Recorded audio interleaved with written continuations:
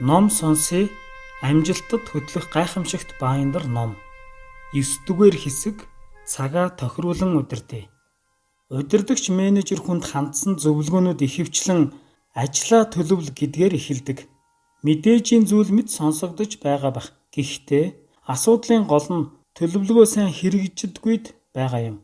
Төлөвлөгөөнүүд ихэнхдээ л цаасан дээр дуусах буюу аятайхан оролдлого төдийхнөөр дуусах ба бодитоор хэрэгждэг нь тийм ч олон биш.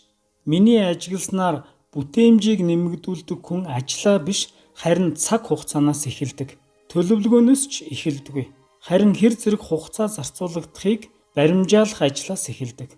Харвардын ихтэй сургуульд 1000 гаруй төрлийн хичээл, 100 гаруй төрлийн хичээлээс гадуурх үйл ажиллагаа байдаг. Тиймээс Харвардын оюутнуудад хамгийн чухал зүйл бол цагийг зөв зохистой удирдах аргад суралцах явдал. Ялангуяа заавал хийх ёстой зүйл, хийхийг хүсэж байгаа зүйлээ хэрхэн тэнцвэртэйгээр хуваарлах вэ гэдэгт суралцах ёстой. Юуны түрүүнд ахлах сургуульд сурч байхдаа ашигладаг байсан амжилтын дадлаас татгалзах хэрэгтэй. Нэн яаралтай даалгавар нь ном унших, бие даалтын ажлаа гүйцэтгэхэд хэр хугацаа зарцуулахыг мэдэж цагаа тохируулан удирдах аргад суралцах явдал байдаг.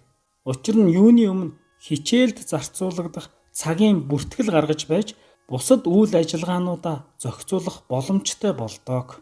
Танд амжилт хүсье.